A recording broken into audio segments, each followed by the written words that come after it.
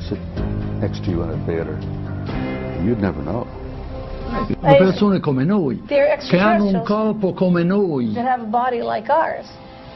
In questi UFO, In these extraterrestrial che io prendo poi quando parlo, vehicles, lo prendo in senso largo, cioè anche delle persone che o sono dentro he says I'm using this in a large sense, or the people are inside the craft.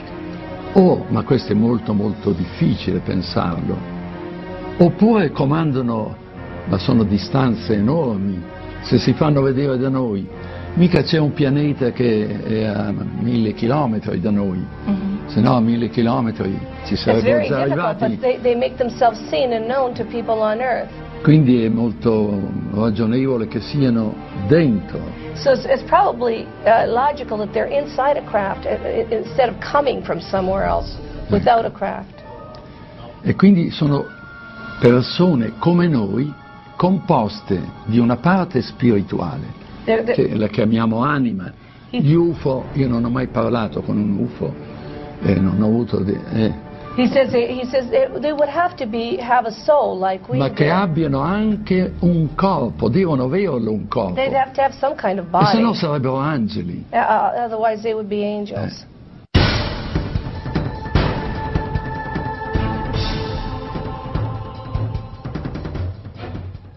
How can countries, one of which actually borders with the United States, be having UFO visitations by the hundreds when other major nations of our world insist that they are not? And even more importantly, how can these countries' governmental policies, both official and otherwise, be that they never have had UFO or alien contact? The only logical explanation is in fact that governments are willing to lie. For the past 9 years, I've been researching into the United States government files on what they have on the UFO phenomenon and all sorts of different conspiracies.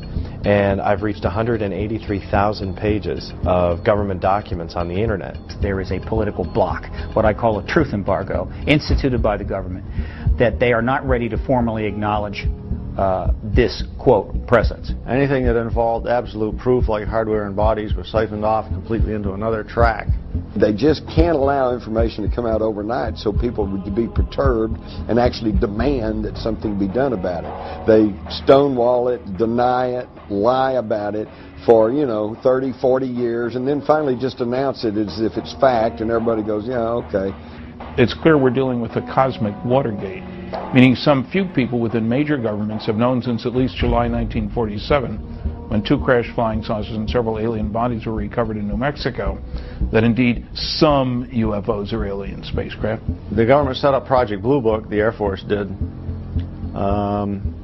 in order to investigate this subject on a, you might say, a low level. Researchers, mostly regular citizens, have proven without a doubt there's an extraterrestrial presence. We're being engaged.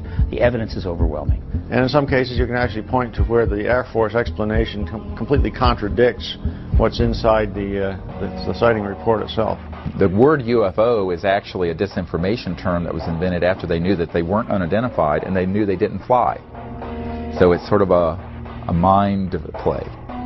When the first evidence of ET visitation and hardware and so on came along, the U.S. government took the attitude that we couldn't release this to the general public because it had extreme implications for defense. We don't want our enemies to know that we've got one because then they might try to get one. To the extent that we might be able to back engineer the technology, we don't want to tell somebody else that we're trying to do such a thing. Gus Grissom, who was probably the person I was closest to, felt that they were spam in a can, that the astronauts were just a public relations campaign for a secret military program that was spending much more. The military space program was getting, was a gleaming jewel compared to the junk that NASA was getting at the time. You can get a certain amount of information out through the large media, but it's very superficial, very brief. That's what we found. The in-depth sort of disclosure of what's really going on, who's behind it, what the agenda is, that is almost always stopped. Or if they try to do it, it gets turned into something ridiculous.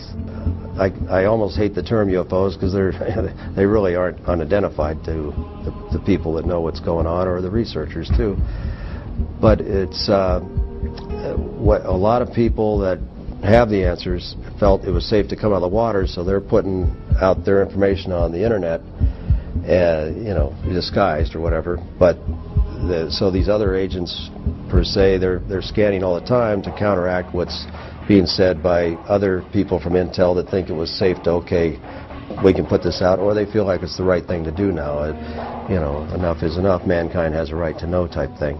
When I worked for Douglas, I was assigned to the Douglas Skyrocket. They wanted me to wire up a camera out on the wingtip to look through a quartz window back at the canopy so that they could monitor the pilot to see what he was doing.